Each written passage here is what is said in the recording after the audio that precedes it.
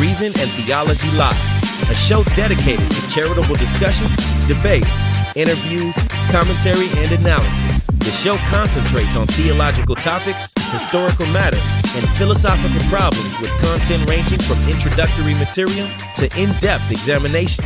And now, your host, Michael Lofton. Welcome to Reason and Theology, everyone. I'm your host, Michael, on a Monday evening, joined by Dizon. We are going to go through the Book of Tobit, continuing with the Through the Scriptures series here. Lewis, welcome back to the show. How are you? Oh, I'm doing quite well. I'm excited as always to continue this series. Even though I'm sharing stuff, it's also a good learning opportunity for me because I learn a lot of stuff that I didn't know before in the process of preparing for these. Even in the last, 24 to 48 hours before this show, I'm still picking up, some interesting tidbits about Tobit that I didn't know previously. And Michael, I don't know if this has been your experience, but because you also used to come from a Protestant background, and we are finally touching one of the Deuterocanonical books. I find that when you're a former Protestant, you do a lot of these Bible studies, but because they have a shorter canon, books like Tobit and Judith get left out. And then what happens is, you become a Catholic and you discover these new books, and then it's like, I don't know these books nearly as well as I know the others. Like, I could speak a lot to stuff like Genesis, Isaiah, or the four Gospels, but like First and Second Maccabees, Tobit, Judith, I don't have as much I haven't internalized them as well as those other books. Yeah, you just don't hear them quoted as often, so. Exactly. Which is why, I think it's very helpful, for the viewers as well as for myself, because this is a way for me to help internalize the contents of these books, which, during the 11 years that I was living in Protestant land, I was missing out on all the treasures that are found in these books. Yeah, absolutely. I see the verbum popping up here on the screen. I just got it pulled up. Yeah. Yeah. So I'm ready to start. Yeah, go ahead, take it away. All right. So we're gonna begin as always by looking at some of the general background behind the book. So Tobit in the Catholic Bible comes right after Ezra and Nehemiah. And that grouping is important when we're thinking about how we consider Tobit, what genre it is, which I will talk about a little bit shortly. First, let's talk about the name. So actually, if you look at the Vulgate as well as the Douay-Rheims, it's called the Book of Tobias. But that is a little bit of a misnomer because in the Latin Vulgate, there are two major characters. One is named Tobit, and then the other one is his son Tobias. But in the Latin tradition, both of them become Tobias, and that tends to it makes it slightly confusing to read the text because two characters with the same name. Now the name itself, they both have the word tov in it, which is the Hebrew word for good. So tovit, it roughly translates to goodness, whereas Tobias or Tovia in Hebrew basically means Yahweh is good. It's a very nice theophoric name. You'll occasionally run into Jews to this day who still go by the name Tovia.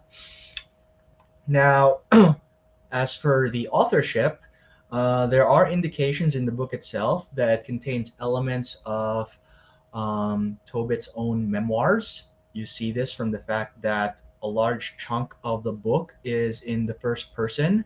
So you can see it in verse 3, for example.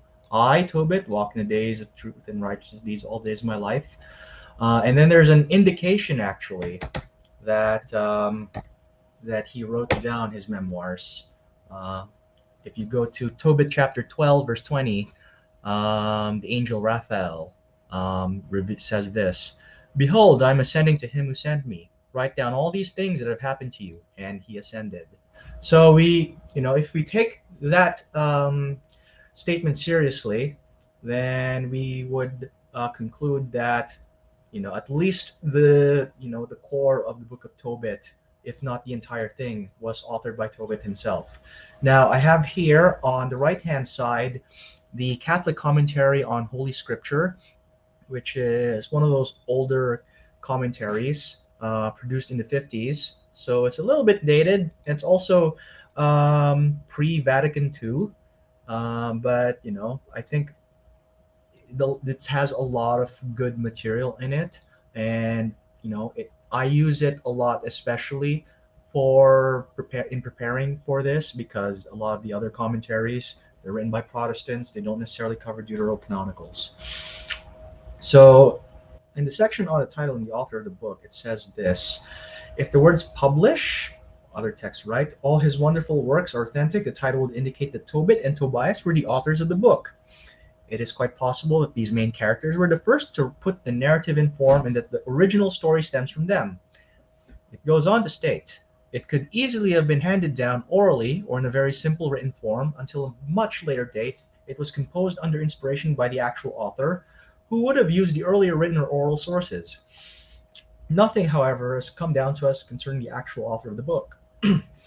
Now, as for the language that the book was written in, we have Hebrew and Aramaic texts of the book. In fact, we have discovered them in the Dead Sea Scrolls. But for most of history, we knew the Book of Tobit primarily through the Septuagint. So it was translated into Greek, and then later on, St. Jerome found some Aramaic copies of Tobit and translated into Latin. There's some interesting textual critical issues relating to that, which we'll get to in a moment. So as for the date, it's hard to put a precise date on when exactly the book was written. So moving on, the Catholic commentary, it says this: in view of the uncertainty surrounding the history of the text of Tobias, it is not strange that we find wide disagreement among authorities as to the actual time of composition of the written work. And without going to all of the debates, it seems that the vast majority of commentators think that the date is somewhere between 250 and 150 BC. So we got a range of dates within that time period. So I think that the absolute earliest that you could date this would be around 250 BC, which is interesting because that puts this squarely in the Hellenistic period, when Alexander the Great had conquered most of the civilized world, including Palestine. And at this time, the Jews would have been under the Ptolemaic kingdom, which means that it should not surprise us that the book in question was translated into Greek early on, and most of our surviving copies of it are in Greek. However, as the commentary goes on to note, the work is thoroughly Palestinian in its conception. If you look at the work itself, there's no indication of Hellenistic influence, except for, actually, I was thinking Judith. There's Hellenistic influence in Judith. We'll get to that when we talk about Judith next month, God willing. So we can tell this is a very Semitic book, very Jewish in orientation. Now, here's the million-dollar question: is this describing historical events? This is where it gets a little bit tricky. Notice its placement in the canon. All right. So Tobit and Judith is clustered alongside the historical books, which begins in Book of Joshua and goes up to the Book of 2nd Maccabees. The fact that it was placed in this grouping of historical books would indicate that traditionally it was regarded as a historical book, and the people who placed it in its current spot in the canon certainly thought so. But does the church oblige us to believe that it is? In fact, as the commentary states here, the church has not expressed her mind in this matter specifically. She's giving general directions but no decision. Um, so, as a Catholic, you are free to believe that Tobit is a historical work, and you're also free to believe that it's not a historical work. It could be regarded as something like historical fiction, which was written for a didactic purpose, but it's not necessarily um, referring to real events. And of course, um, we have no record of most of these characters outside of the Book of Tobit itself. There's one interesting exception. The book of the character Akhikar, who is mentioned in the Book of Tobit, is mentioned in one other source. We'll get to that later on because of a very interesting intertextual relation there. But since we can't prove whether any of the events in the Book of Tobit happened or not, we cannot say with certainty that this is a historical work or that it's not a historical work. And the church gives us the freedom to have that disagreement. But for purposes of our discussion, it's not terribly important whether it is or not. I, for my part, think that it's quite plausible. There's a lot of historical references that occur in the Book of Tobit, which shows that it's well placed within its context. And if this wasn't history, the author did a good job of making it look historical.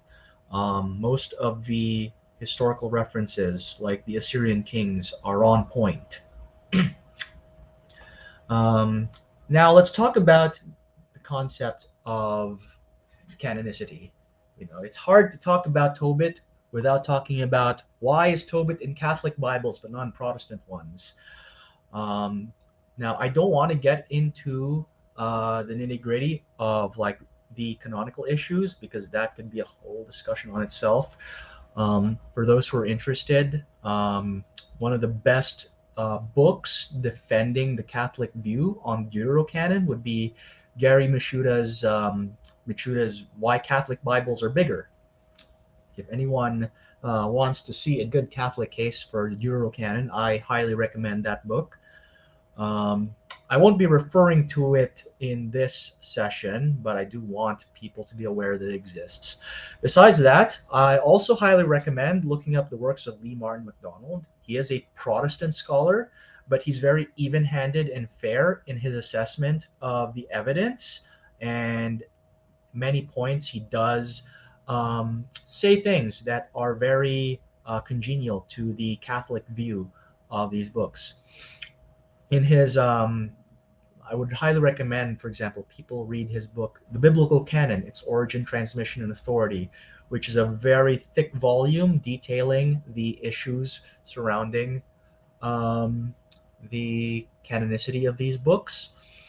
And one of the interesting sections of this book is Appendix D, which is New Testament citations of and allusions to apocryphal and pseudepigraphal writings. As you can see, he covers most of them. It also includes some books that we don't consider canon. That's okay.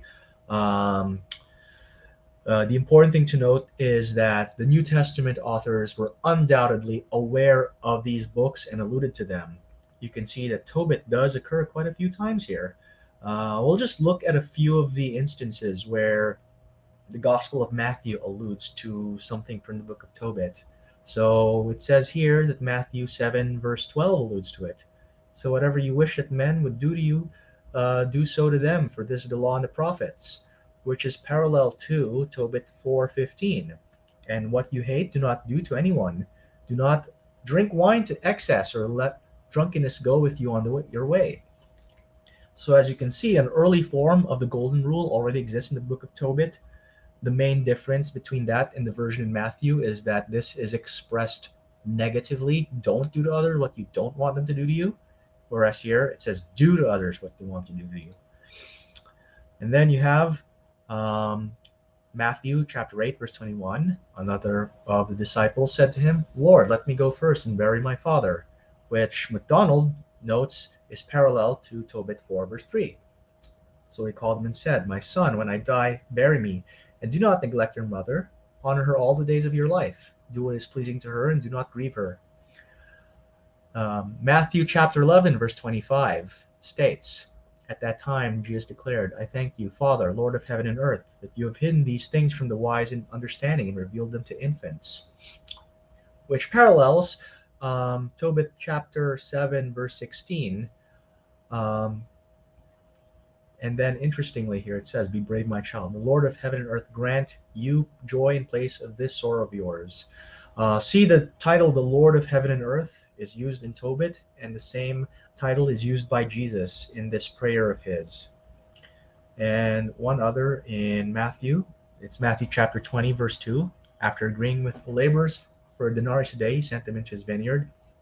So it's the parable of the workers of the vineyard, which parallels Tobit 5:15. But tell me, what wages am I to pay you? A drachma a day, an expense for yourself. That's for my son. So there's this idea that 1 unit of this currency, either a drachma or a denarius, is worth a day's wage. And there are many other parallels in other books of the Bible, but we don't need to belabor the point. Another book that MacDonald wrote is The Origin of the Bible, a Guide for the Perplexed. It's shorter than the book we just looked at, but it's more accessible that way. And I just want to quote one very interesting paragraph from that book. So in page 67, MacDonald says this. We should note that there's no evidence from the Jews of the diaspora, that is, those Jews living outside the land of Israel, and especially to the west of the land of Israel, that they held to the same collections of Jewish sacred scriptures. So he's saying here that there was not necessarily a fixed canon among the Jews. Perhaps the Jews living in first century Palestine held to the short canon that Protestants hold to. Josephus certainly did, because he referenced the 22 books. But that does not mean that every Jew everywhere held that canon. And very interesting, MacDonald states this. As late as the 8th century CE, a Geniza, a storage place for old sacred manuscripts, in a Cairo synagogue contained copies of both Tobit and Sirach in Hebrew and Aramaic. That suggests that the biblical canon of the rabbinic Jews in the land of Israel and to the east in Babylon did not find immediate acceptance among the Jews of the diaspora, especially because they continued to use the Greek translation of Jewish sacred literature that included a number of so-called apocryphal books. Note, this is not a Catholic scholar. MacDonald is a Protestant, but he states that it is quite plausible that certain Jews living in the diaspora had a broader canon than the Jews living in Palestine, and this could have included books such as Tobit. Now, we get to the early church, and there were definitely signs that this book was being read early on. Many church fathers cited the Book of Tobit and regarded it as scripture. For brevity's sake, we're going to look at 2 from the Apostolic Fathers, which is the earliest generation of church fathers, and how they used the Book of Tobit. You get 1 Clement, chapter 16. So this is not actually written by St. Clement. It was attributed to him, but it's actually an anonymous sermon. Nevertheless, it is an early work, so it has a lot of historical value. In chapter 16, verse 4, it states, Almsgiving, therefore, is good as penance for sin. Fasting is better than prayer, but almsgiving is better than both, and charity covers a multitude of sins. But prayer from a good conscience delivers from death. Blessed is every man who is found full of these things, for almsgiving relieves the burden of sin. Of course, anyone who's familiar with Tobit will recognize this reference immediately, because in Tobit chapter 4, verse 10, it states, For practicing mercy delivers from death and keeps you from entering into darkness. For practicing mercy is an excellent offering in the sight of the Most High for all who do it. Likewise, if you go to the book from chapter 12, verse 9, Practicing mercy delivers from death and purges away every sin. Those who do deeds of mercy will have full satisfaction from life. Just want to note, practicing mercy is just another way of translating almsgiving. The Greek word behind both can be translated either way. Eleimosini, as you can see here. And here, we'll pull it up really quickly. It is the same word. Should be the same word. There you go. Eleimosini. So despite the different word being used in translation, it is in fact the same word in the Greek. The one other apostolic father who quotes this is Saint Polycarp in his epistle to the Philippians. In chapter 10, verses 1 and 2, we read this. Stand fast, therefore, in this conduct and follow the example of the Lord, firm and unchangeable in faith, lovers of the brotherhood, loving each other, united in truth, helping each other with the mildness of the Lord, despising no man. When you can do good, do not put it off, for almsgiving frees from death. Once again, you have a parallel between St. Polycarp's letter and the Book of Tobit, which shows that he has the Book of Tobit in mind and is appealing to it in writing to the church in Philippi.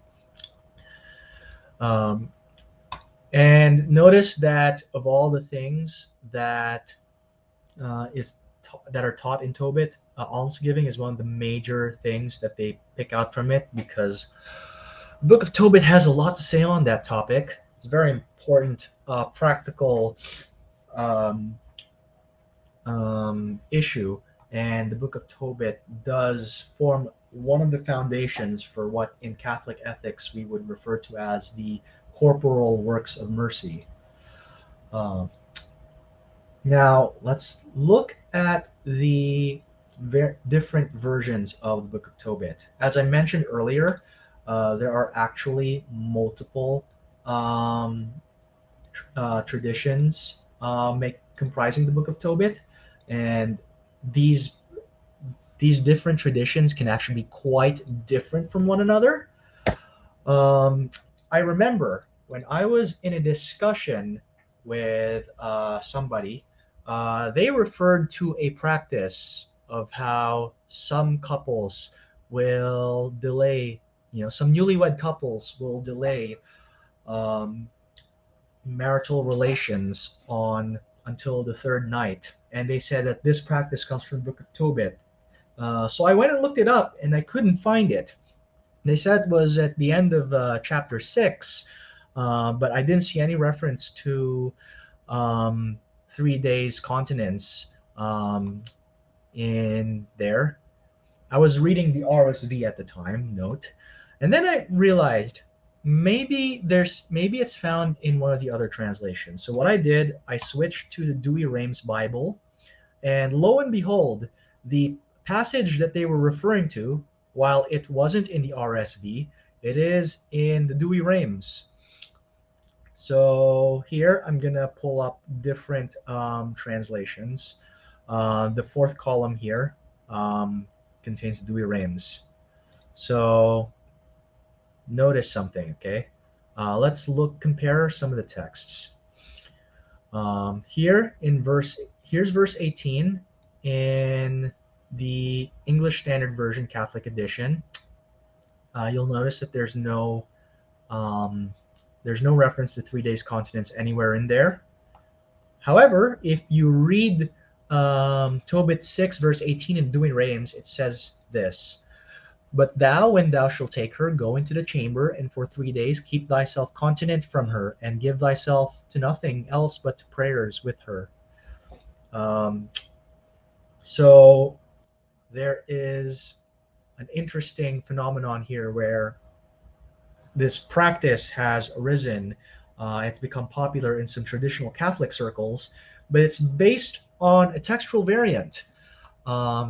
It's based on a verse that you'll find in the Vulgate version of Tobit, but is not in the Septuagint version of Tobit. So what exactly is going on here? So to answer that question, there's actually 4 different streams of the text of the Book of Tobit that have come down to us, and they're all quite different from one another. So as I mentioned, the original version of the book was written either in Hebrew or in Aramaic. Um, However, for the longest time, we did not have any copies of the Hebrew or Aramaic version of Tobit.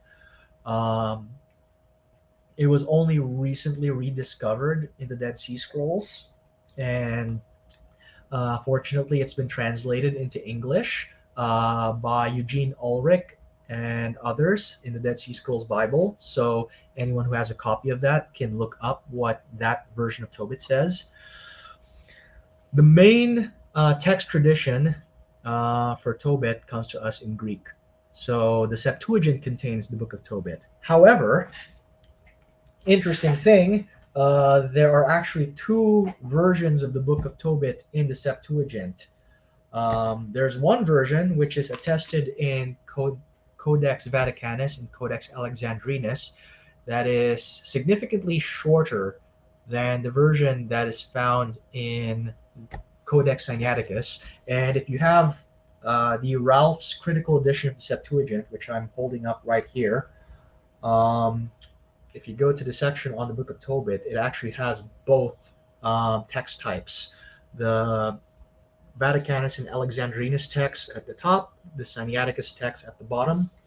One of the interesting observations that I made, putting the text side by side, is that the version in Sinaiticus is significantly longer than the version in Vaticanus and Alexandrinus. I'm talking almost a third longer.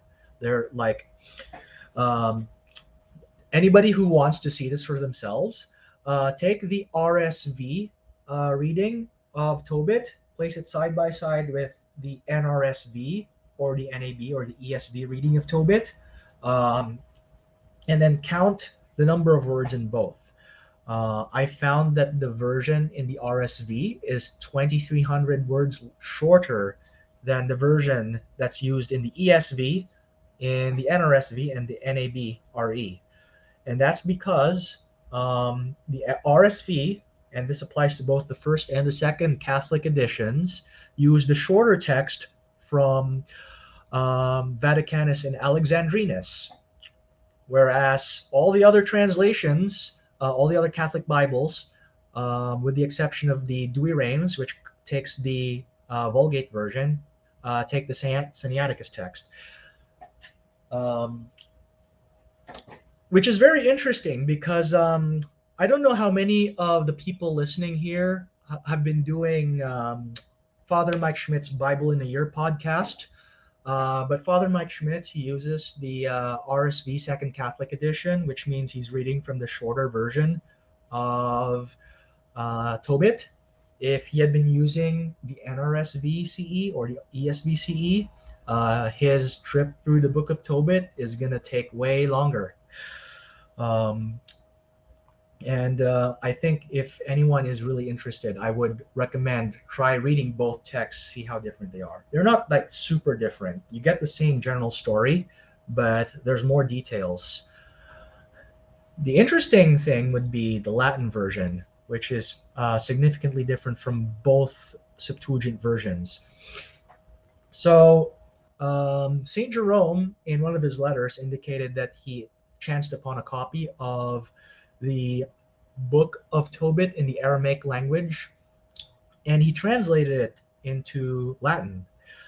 However, we're not entirely sure what text of Tobit he was working with, because if you look at the version of Tobit that has become part of the Vulgate, there are a lot of materials here that are not in any of the other versions. It's not in the two versions in the Septuagint. It's not in the version that is in the Dead Sea Scrolls. And to show you what I mean, let's take a look at some of these variants. So let's look at the first verse, okay? So in the ESV Catholic edition, it begins by saying this. The book of the words of Tobit, son of Tobiel, son of Ananiel, son of Aduel, son of Gabael, son of Raphael, son of Raguel, descendants of Asiel from time of Naphtali.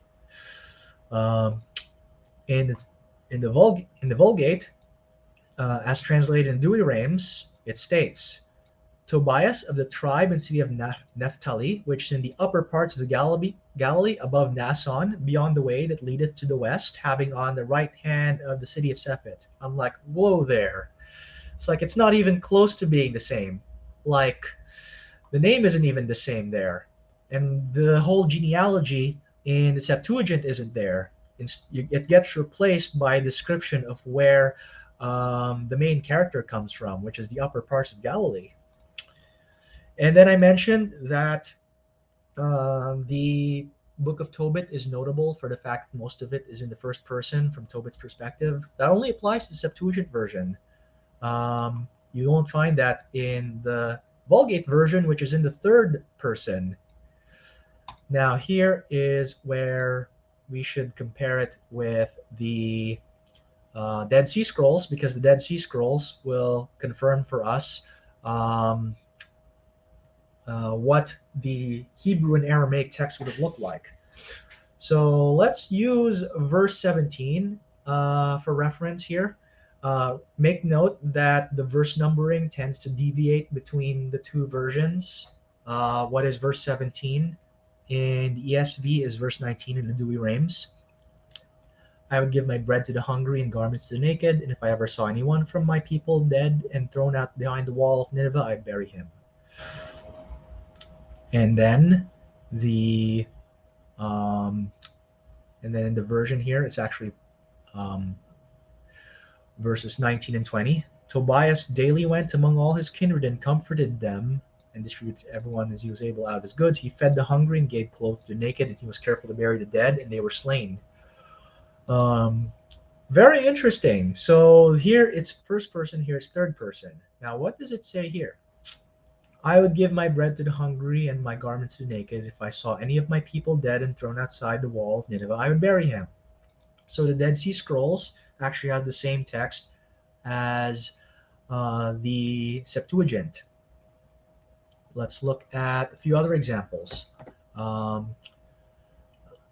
already mentioned that there's significant variance in chapter 6. So for those who are able to look at the screen, make note of all of the parts that are shaded in gray. Those are the parts that are unique to one text.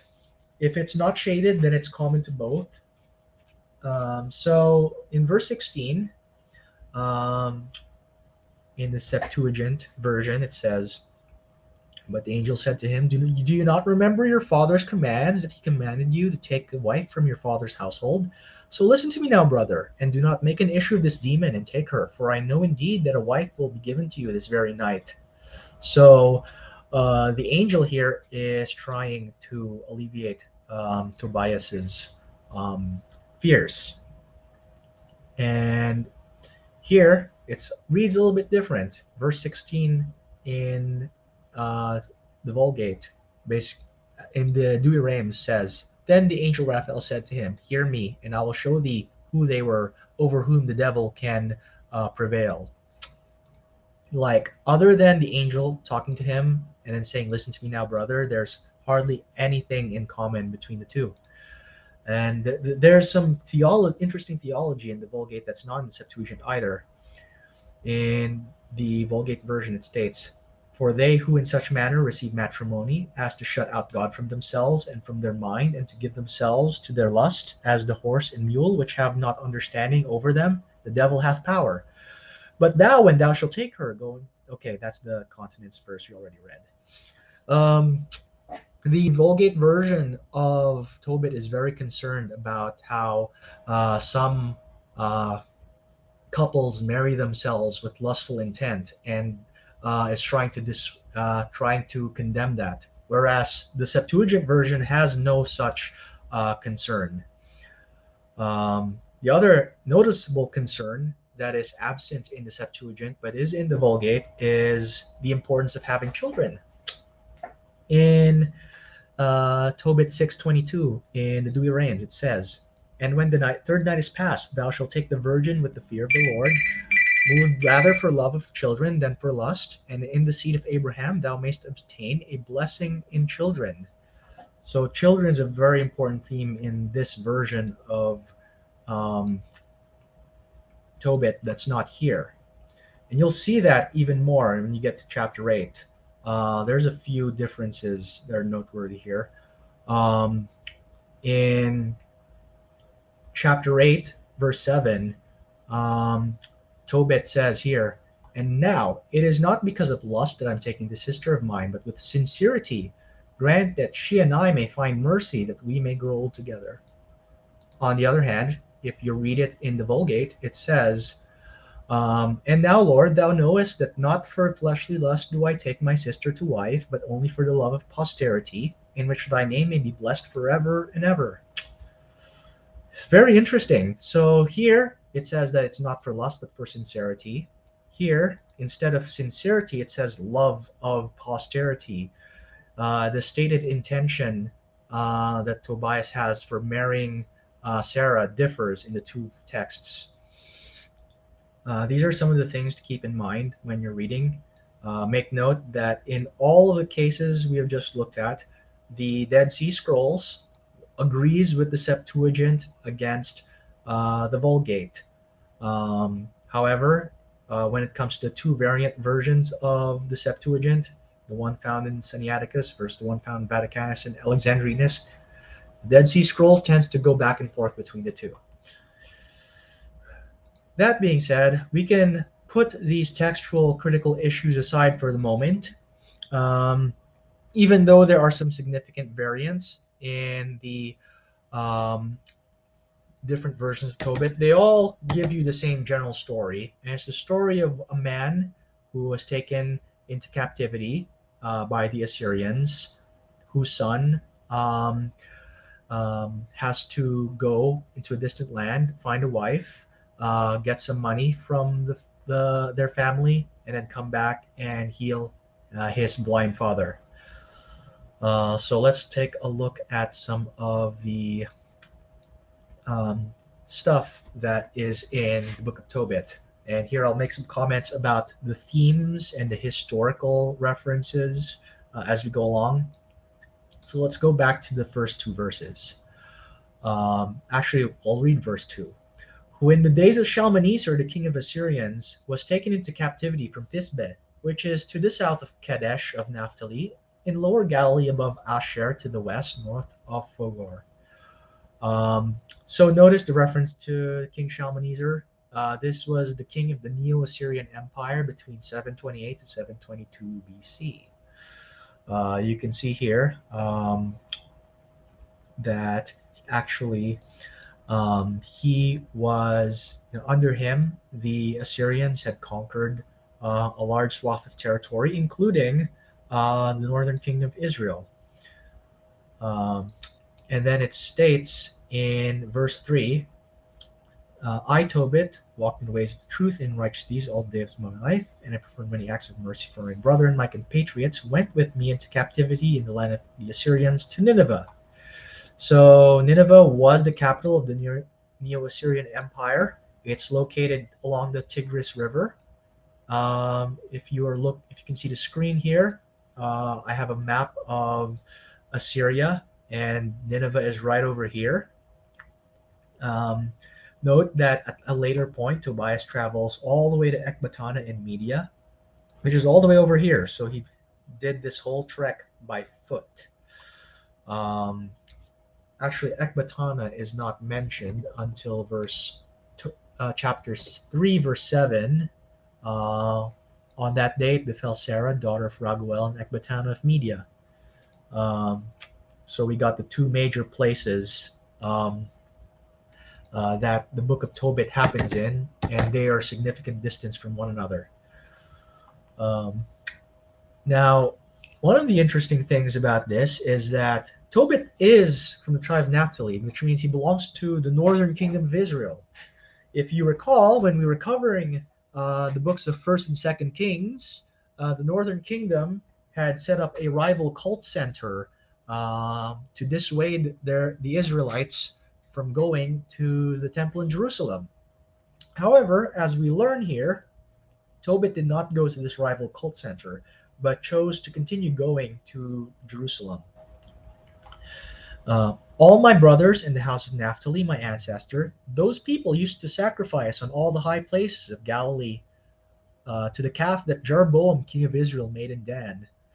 Call back to 1 Kings chapter 13, where Jeroboam set up those two rival cults. In verse 6, but I alone went often to Jerusalem at the time for the feast, just as it is written for all Israel by an everlasting decree. I would hurry off to Jerusalem, taking the first fruits of my fields, and the tithe of my livestock, and the first shearings of the sheep, and I would give these to the priests, the sons of Aaron, at the altar.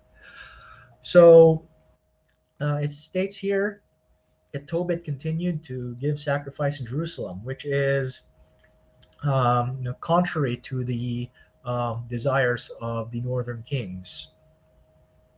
But he had to, of course, do it rather clandestinely because it is it would not go over well if the king found out that he was doing this. Verse 9, we learn that when I became a man, I took a wife from descendants of our family, and I fathered a son by her, and I called his name Tobias. So here you have the second protagonist of the story, which is Tobias. And in verses 10-11, it states, after I was carried away captive to Assyria, and while I was in captivity, I went to Nineveh, and all my brothers and my relatives ate the food of the Gentiles. But I preserved my soul from eating the Gentiles' food. Very similar to the book of Daniel, chapter 1, where you recall that Daniel and his three friends, they refused to eat the king's food, but were told that they would only eat vegetables. So they were very concerned about keeping kosher. Tobit here expresses a similar concern. He is in exile, and most of the food that the Gentiles are eating, it's not kosher. Most of the people who were taken to captivity had compromised the kosher laws, but he chose to continue to follow them. And then it states, and because I had been mindful of my God with my whole soul, the Most High gave me favor and good standing in the sight of Shalmaneser, and I used to purchase for him whatever he needed. So just like Daniel, he comes into the good graces of the king. But this is not to last, because Shalmaneser is soon replaced by King Sennacherib, who is consistently portrayed as a bad guy throughout the Bible. He reigned between 722 and 681 BC. And it states in the rest of chapter 1 that he did not like it when Tobit buried the dead that he executed and tried to have him arrested and killed for that. So he went to hiding, but having been in hiding for 40 days, two of Sennacherib's sons killed him, as it states here in chapter 1, verse 21, and then he was replaced by Esarhaddon. All of these are kings that we know from ancient Near Eastern history, so we know their historical figures. Esarhaddon reigned from 681 BC to 669 BC. So it's very interesting. The first chapter of Tobit actually has a time skip. It goes from the captivity in 722 BC all the way up to the time of King Esarhaddon in 681 BC. That's a little over 40 years. A lot of stuff happened in that one chapter. And then here's something very interesting. In the second half, in the remainder of chapter 1, we read about a certain character named Akhikar. He appointed Akhikar, son of my brother Anael, over all the accounts of his kingdom, and he himself had authority over the entire administration. Then Akhikar interceded for me, and I returned to Nineveh. Now Akhikar was cupbearer, keeper of the signet ring, administrator and accountant under Sennacherib, king of the Assyrians, and Esarhaddon had appointed him second to myself. He was my nephew and a member of my family. This is a very interesting character because Akhikar is well known in another ancient Near Eastern text known as the Story of Akhikar. So this character occurs in one other book besides Tobit. Um, and there's some very strong um, relations between these two books because they appear to reference one another. Um, there are multiple versions of the story of Akhikar. So there are two versions in Syriac, one in Arabic and one in Armenian, and they tend to read quite differently from one another, but the general story is the same. So um, Ahikar is presented as a wise man who adopts a nephew and starts teaching him um, these important maxims and proverbs. But this nephew actually betrays him and tries to get him killed. But Ahikar succeeds in the end. He escapes um, from his nephew's plans, and his nephew ends up being the one imprisoned and ultimately killed. Let's take a look at some of the material from the story of Ahikar. Oh, before I do, a little fun fact I just want to throw out there. Um, for those who do some Islamic studies, R.H. Charles, who edited this volume, Pseudepigrapha of the Old Testament, has a section on parallels in the Quran. He makes note of the fact that Ahikar is very similar to a Quranic character named Luqman, from whom the 31st surah of the Quran is named, Surat Luqman. And he reasons that um, the that the words of Ahikar in this story actually form the basis of the wise sayings that Luqman presents in this surah. So, in addition to the Book of Tobit and the story of Akhikar, we could actually add one chapter of the Quran to the mix. But we won't dwell on that, at least not right now. It's outside the scope of our study. So, the story of Akhikar. In the Syriac version, it begins by saying, "Again, by the divine power, I write the Proverbs, to wit, the story of Akhikar, sage and secretary of Sennacherib, the king of Assyria Nineveh," which is, what Tobit says is his position. So um, they're presenting the same information. The interesting thing is the Arabic version.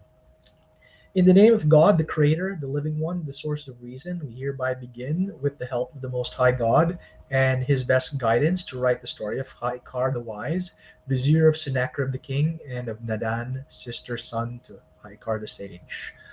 So look at that invocation. It's presenting that this is the story of a person who worships the one true God. He's a monotheist. Which is consistent with what Tobit is presenting us, that Ahikar is actually a Jew. Now, this Ahikar, he is childless, and this is something that vexes him, but he decides to adopt his sister's son and to raise him up to be his successor. So it says here, "And this voice was heard by me. O Haishar, wise scribe, all that thou hast asked of me, I've given thee, but as to my having left thee childless, let it suffice thee.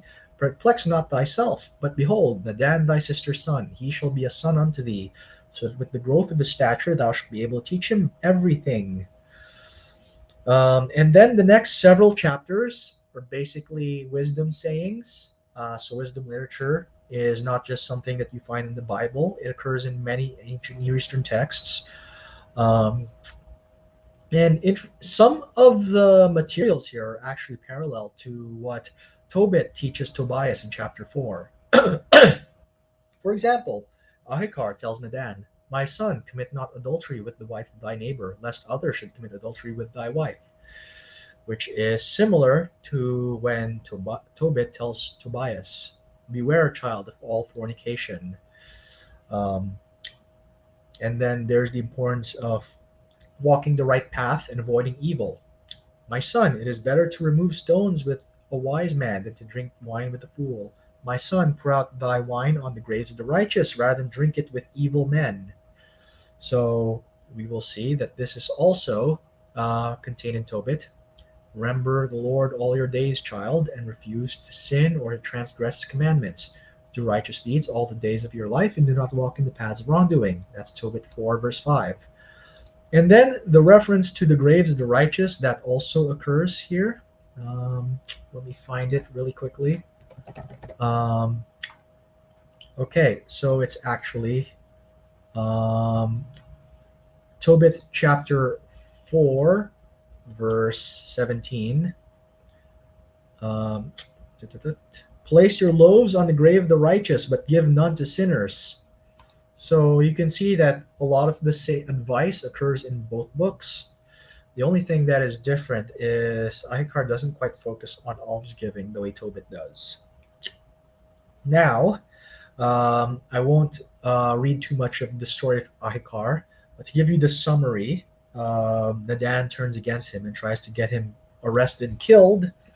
Akhikar goes into hiding. It is soon found out that most of his nephew's accusations are false, and what ends up happening towards the end of the book is that the king finds out, and the king has Nadan arrested. So in chapter 7, verse 24 and 25. And the king commanded and gave me my son Nadan, and the king said to me, Go thy way, Akhikar, and work thy will on thy son Nadan, for no man shall rescue his body from thy hands. Thereupon I took Nadan my son and brought him to my house, and I bound him with iron chains, whose weight was 20 talents, and I fastened their chains and rings, and I fastened collars on his neck, and I struck him 1,000 blows on the shoulders, and 1,001 on his loins. And I put him in the porch of the door of my palace, and gave him bread by weight and water by measure. So you can see here that he gets his comeuppance, and then towards the end you see that he gets, and then actually Akhikar gives him one last set of wisdom sayings. This is the parting words before the dad dies. Here it says, My son Nadan answered and said to me, Wherefore art thou so angry against thy son? He answered and said to him, My son, I sat thee on the throne of honor, and thou hast cast me down from my throne. And as for me, my righteousness has saved me. So Akhikar prevails because he's a good guy. And then towards the end, you see that he ultimately dies. Thereat Nadan swelled up like a bag and died. And to him that doeth good, what is good shall be recompensed. And to him that doeth evil, what is evil shall be rewarded. And he that diggeth a pit for his neighbor filleth with his own stature. And to God be glory, and his mercy be upon us. Amen. The proverbs of Akhikar, the sage and secretary of Sennacherib, king of Assyria and Nineveh, are ended. This ending is actually referred to in Tobit as well. If we go to the very end of the book in chapter 14, verse 10, you have Tobit speaking here. See, child, what Nadab did to Akhikar, who had reared him. Was he not brought down alive into the earth? And God repaid him to his face with dishonor. And Akhikar came out into the light, and Nadab went into everlasting darkness, because he sought to kill Akhikar.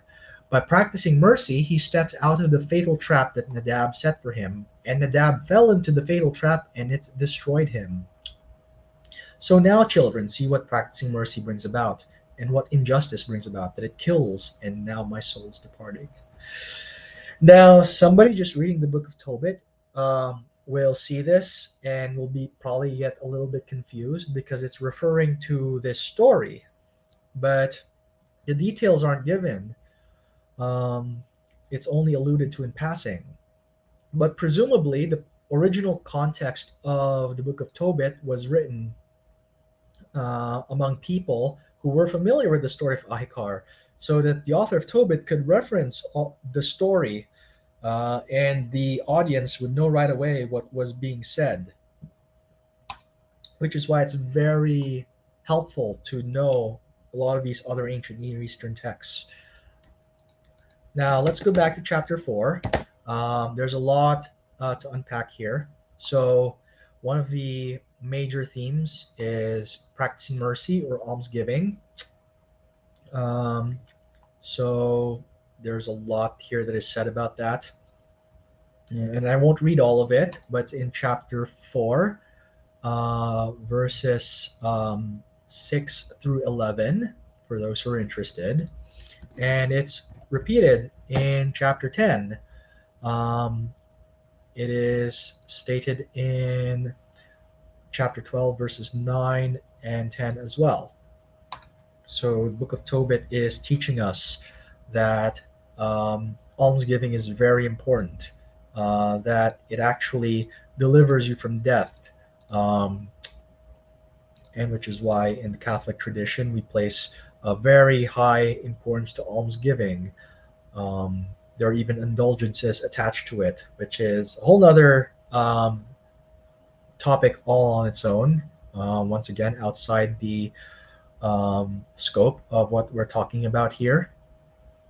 Now, the other major thing that is talked about here is the idea of angels and demons, which are very prominent in the Book of Tobit. So there's the angel Raphael, who first appears um, around chapter 5, but he is in disguise.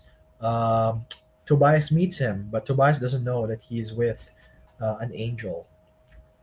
And they don't realize that he's an angel until he reveals his true identity.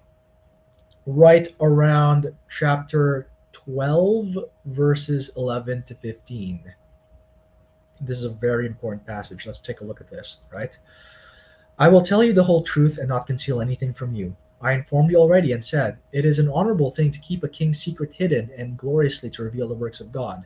So now, when you prayed, and Sarah too, I brought the remembrance of your prayers before the glory of the Lord. And likewise, when you buried the dead, when you did not hesitate to rise and to leave your meal and go care for the dead, then I was sent to you to test you. And at the same time, God sent me to heal you and your daughter-in-law Sarah.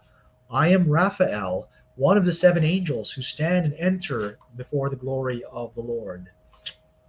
There are many. So it talks about the fact that sometimes angels could be among us, but we don't know it because they're in disguise.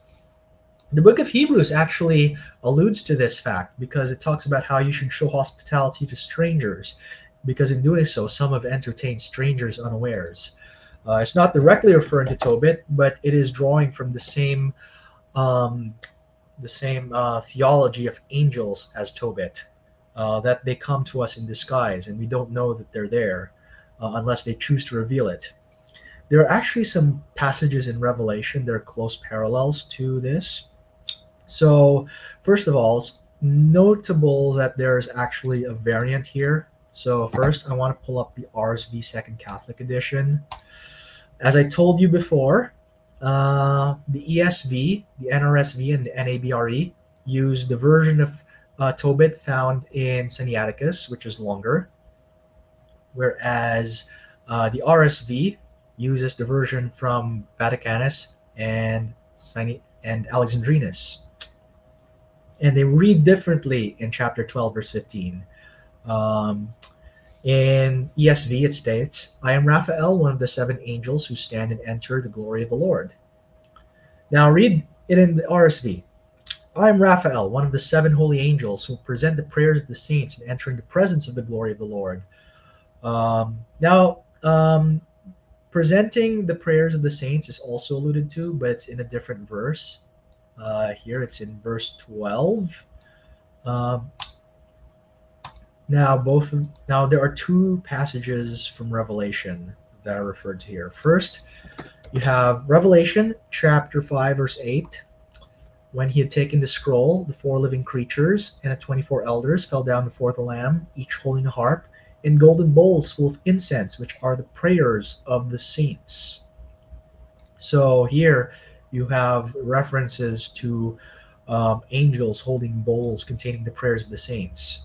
So it stands to reason that Raphael is one of those angels. The other chapter that is alluded to, that alludes to this, is Chapter 8, verses 1 and 2. When the Lamb opened the seventh seal, there was in silence in heaven for about half an hour. Then I saw the 7 angels who stand before God, and 7 trumpets were given to them. So the Jewish tradition has developed this concept of the 7 holy angels, and it appears in both Tobit and in Revelation. But it appears in one other place. So let me first, take this off, and then, if remember, we talked about the Book of Enoch a while back. I alluded to the Book of Enoch when we were doing the Bible commentaries for Genesis and Numbers, because there were some parallels there, especially when it comes to the giants. There's also a reference to the same so there's in Tobit. So the 7 angels are referenced in First Enoch. Sorry, I'm in Second Enoch right now. First Enoch chapter 20 is very interesting because it gives you the names of the 7 holy angels. So in First Enoch 20 it states, "And these are the names of the holy angels who watch. Uriel, one of the holy angels, who is over the world and over Tartarus. Raphael, one of the holy angels, who is over the spirits of men. Raguel, one of the holy angels, who takes vengeance on the world of the luminaries. Michael, one of the holy angels, to wit, he that is set over the best part of mankind and over chaos. Sarakael, one of the holy angels, who is set over the spirits, who sin in the spirit. Gabriel, one of the holy angels, who is over paradise and the serpents of the cherubim. Remiel, one of the holy angels, whom God set over those who rise." So the Jewish tradition of the 7 archangels, it appears in First Enoch. They're mentioned by name here, and I believe in the Catholic tradition, several of these names carry over as well. I think we have a slightly different list of the 7 archangels. I don't remember all their names. I do know that as Catholics, we do believe that Uriel, Raphael, Raguel, Michael, and Gabriel are among them. I don't know about Sarakael and Remiel. We have slightly different names for them, but the exact name escapes me at the moment. If anyone can remind me which names they are, very much appreciate it. There's one last thing that I want to cover before we get to Q&A, and that is the use of the Book of Tobit in tradition. Because as we saw, the church accepted Tobit fairly early on. Some of the apostolic fathers did quote from Tobit, but other than Tobit's teaching on almsgiving, there wasn't much attention given to the book. The first full-length commentary of Tobit comes from the Venerable Bede, or Saint Bede, the same person who wrote the first full-length Christian commentary on Ezra and Nehemiah. And it's very interesting how he uses allegorical interpretation to find Christological themes in Tobit. For example, he refers to Tobias as a type of Christ. Just as Tobias was the bridegroom, Christ also is the bridegroom. So St. Bede writes, and I quote, "Sarah, Raguel's daughter, in a city of the Medes, who had been given to 7 husbands, whom a demon killed as soon as they went into her, figuratively denotes the mass of the Gentiles. They were all carried off by the devil, inasmuch as they were given over to idolatry until the true bridegroom, our Lord, came. He overcame the enemy and through faith united them, i.e. the Gentiles, to himself, as Tobias took Sarah to wife after tying up the devil on the instructions and with the aid of the archangel." He also sees in the fish that tries to swallow up Tobias a reference to the devil who attempts to devour Christ. There's a bit of a hint here of the ransom theory of atonement, which is a theory of atonement that was popular among some early church fathers and early medieval commentators, but very few hold today. When St. Anselm proposed the satisfaction theory of atonement in the 11th century, that has become the standard theory of atonement. embraced by Catholics thereafter. But before that, many prominent church fathers and theologians held to the ransom theory.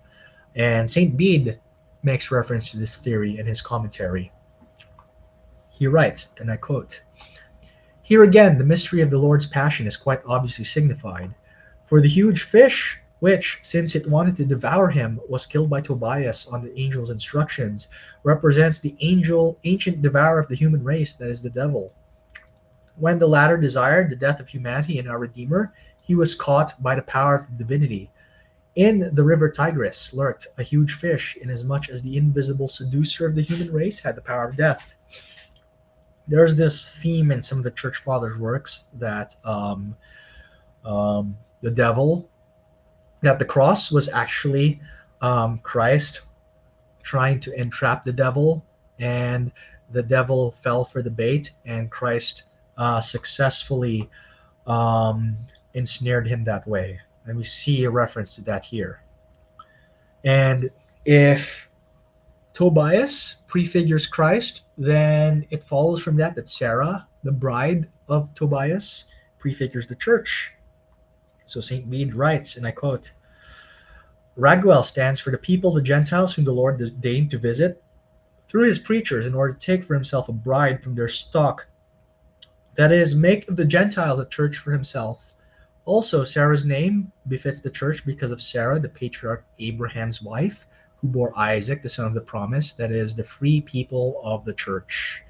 So you can see that St. Bede draws a lot of allegory out of the Book of Tobit.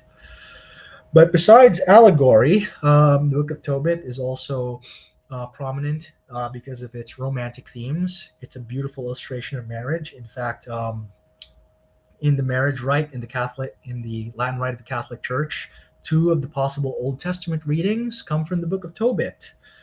And Pope John Paul II actually devotes a lot of attention to the Book of Tobit and his theology of the body, which is one of the last things that I'm going to quote here. So from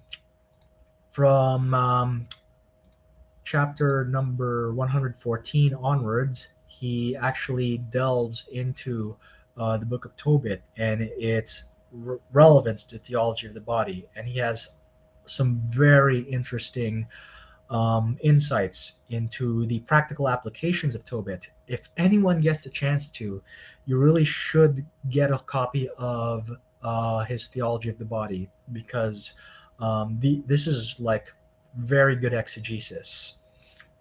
I just want to quote two paragraphs from Pope John Paul II. So this is paragraphs 5 and 6 of chapter 114.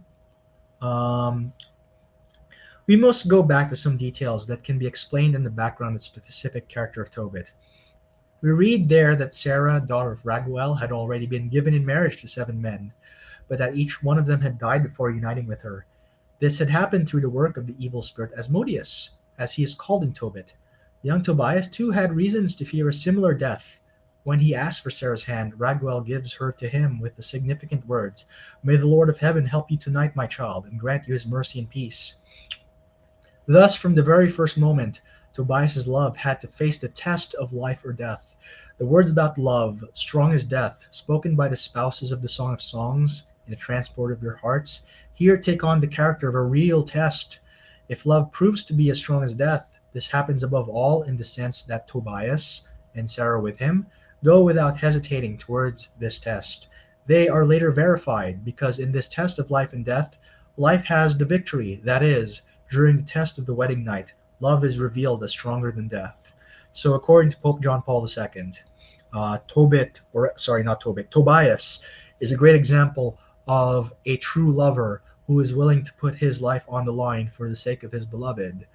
And from this, he reasons that all Christian bridegrooms should strive to be just like Tobias in their love for their spouses, which is a great practical use of this book. Other than that, hopefully this has been a very insightful look at the various themes that occur in the Book of Tobit, as well as all the different issues that could come up while you're reading the Book of Tobit. Um, and I hope you enjoyed listening to this as much as I enjoyed doing research for it. Tune in next time for when I do a similar study of the Book of Judith.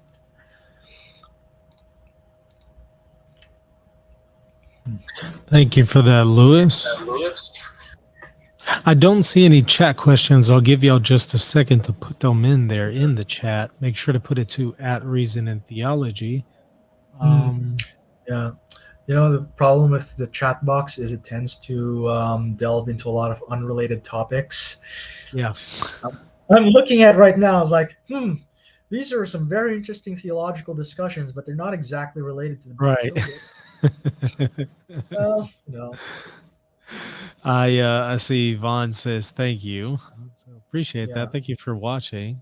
Yeah, I don't see any. Like you said, there's some comments there, but not specifically any chat questions. So we'll go ahead and end it there. Sure thing. And I think that you'll be back on here pretty soon again, right? Yep. I want to do some Islam related materials, so stay tuned for that for those who are interested in Islam studies. And then, other than that, I'm continuing the Hebrew series, and I'm going to make preparations for doing the next commentary on the Book of Judith, which hopefully we'll have ready about a month from now. Sounds good. Looking forward to it. Everybody, thank y'all for watching. Oh, yeah. Go ahead. Somebody threw in a last minute question. Reasons I read some countries that are in the Bible. I wonder why countries were named after Noah's sons. That's not exactly related to Tobit, but if you want, I can try to answer that really quickly. Yeah, so that's actually referring back to Genesis. So the Table of Nations in Genesis 10. I mean, I guess a lot of it depends on whether you think it's a literal description of the genealogies of some of those, the origins of those nations or not. And I don't have a strong opinion either way. If they are, then that could be a literal description of the origin of those countries. If not, it might just be a way of referring to like some kind of deeper spiritual meaning, but I wouldn't know too much about that. So that's someone was also asking about the two appearances of the dog. I honestly don't know. It's one of those things that's mentioned in passing. The Book of Tobit doesn't really say anything about the dog, so a lot of people have all sorts of guesses about what the dog is doing there, but ultimately the text doesn't explain it, so I have no further comment on it. Fair enough. All right. Looks like we cleared them out. Once again, thank you so much, Lewis. And everybody, thank y'all for watching. If you haven't subscribed already, make sure to do so. And also check me out, patreon.com/Reason and Theology. You'll get access to extra content and also help me continue to produce content for you here on Reason and Theology. So once again, thank y'all for watching. See you later. God bless.